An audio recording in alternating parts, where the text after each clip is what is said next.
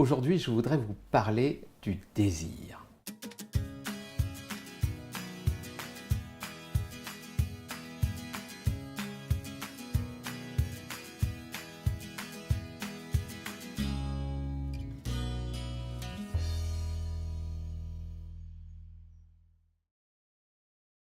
Alors, ce qui est important dans le désir, c'est la relation à la fois au plaisir, bien entendu, mais aussi au manque, à la souffrance. Alors, quand on regarde les grandes philosophies, elles nous disent le désir est souffrance.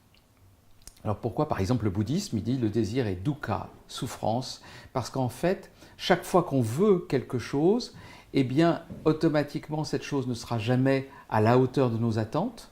Et puis, quand on l'a pas, on est malheureux. On se dit « Ah, ça serait tellement bien si je vivais ça ». Et puis, un jour, vous le vivez. Est-ce que c'est la hauteur de ce que vous aviez dans la tête? Souvent non. Parce qu'en fait, le désir en lui-même propose une satisfaction potentielle, mais bizarrement, quand on satisfait le désir, ce n'est pas à la hauteur de l'imaginaire qui peut se poser. Le désir est énorme, il est presque infini, alors que la satisfaction du désir, elle est finie parce qu'elle entre dans les limites de notre corps ou de nos capacités à faire quelque chose. Tous les gens qui font des courses en montagne, qui marchent en montagne, vous le diront, l'arrivée au sommet est merveilleuse pendant une minute ou deux. Mais ce qui est important, c'est la montée. Et c'est là que je voudrais vous amener à quelque chose. C'est que satisfaire un désir n'est pas en soi le plaisir.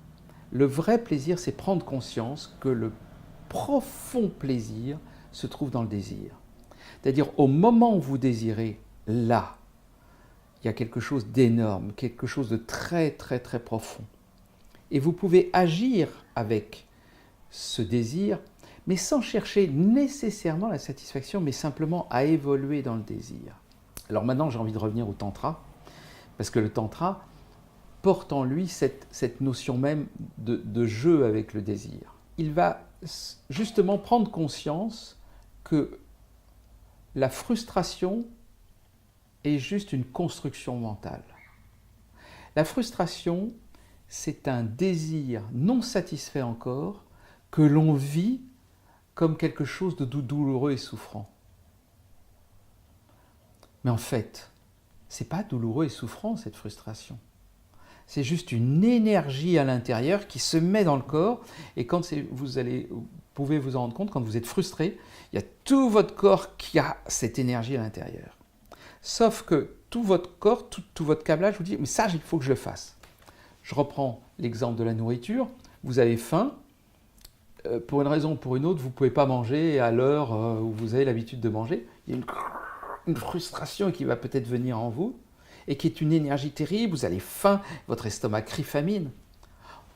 On est dans des régions, je dirais, où en général on ne meurt pas de faim, donc c'est pas grave si on jeûne. Il n'y a pas de problème au niveau de notre survie.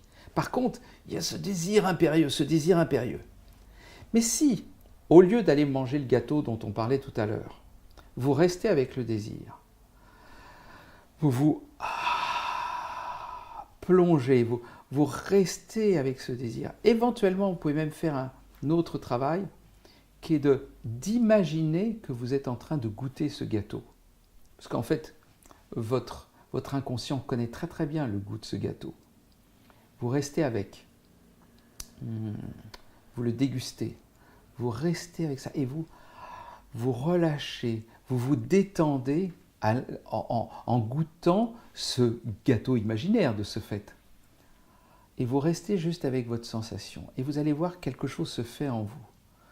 Et cette frustration, elle se transforme en plénitude. C'est très étonnant, donc je vous demande de ne pas me croire, mais de faire l'expérience. C'est très important de faire cette expérience. C'est très simple à faire.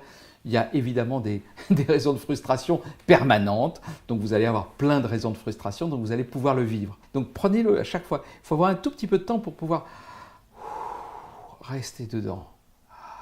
Vous n'avez pas la satisfaction, et pourtant le désir est là. Et vous restez avec votre désir comme s'il était satisfait. Et là, vous allez sentir quelque chose d'étonnant. C'est que vous pouvez le sentir, c'est que vous allez être bizarrement beaucoup plus satisfait que si vous aviez satisfait votre désir. Parce que c'est une énergie, le désir. Et cette énergie, elle peut se diffuser complètement. Et là, vous allez pouvoir vous rendre compte que le plaisir est encore plus puissant lorsqu'il est dans le désir, lorsque le désir n'est pas totalement satisfait. Là, à ce moment-là, il devient intense, il devient profond, il devient plénitude.